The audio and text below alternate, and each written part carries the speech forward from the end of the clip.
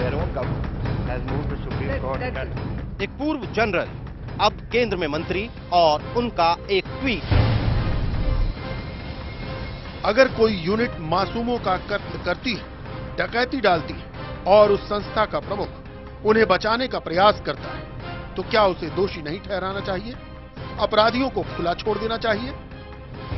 इस ट्वीट के निशाने पर थे लेफ्टिनेंट जनरल दलबीर सिंह सुहाग, जिन्हें देश का नया सेनाध्यक्ष चुना गया है। विरोधी कहने लगे हैं कि क्या पूर्व जनरल भूल गए हैं कि अब वो केंद्र सरकार में मंत्री हैं।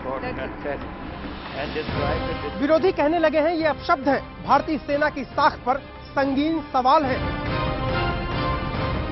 हिंदुस्तान की फौज जिनके एक कमांडर चीफ रहे हैं, चीफ ऑफ आर्मी स्टाफ, वो अपनी फौज को कह रहे हैं कि the next chief to be is a criminal and बाकी जो जवान हैं वो डिकॉइट्स हैं। ये कोई बात है करने की? जो आज लोग सत्ता में बैठे हैं, जब ये लोग विपक्ष में थे तो कुछ और भाषा बोलते थे, जब ये सत्ता में आ गए हैं, उनको पार्टी में ले लिया, अब कुछ और भाषा बोल रहे हैं। एक साधारण पॉलिटिकल आदमी ये कहता तो शायद, मगर एक्स चीफ ऑफ आर्मी जहां डिसिप्लिन सर्वश्रेष्ठ सर्वोपरि है, उसको ये कहना मैं समझता हूं कि बहुत गैर जिम्मेवारी का काम है और बहुत दुखद है।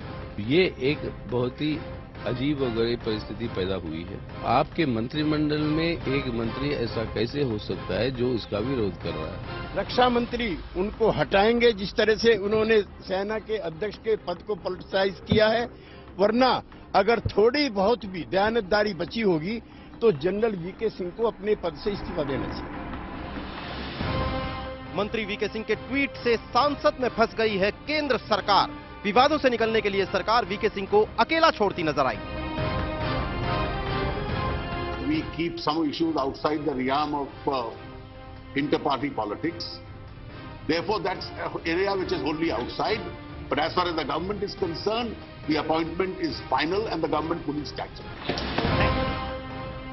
लेकिन वीके सिंह बनाम सुहाग की लड़ाई का जिन तो बोतल से बाहर निकल ही चुका है। अब सवालों के घेरे में है केंद्र सरकार और उसके मंत्री वीके सिंह। देखिए, जनरल पर फजीहत है।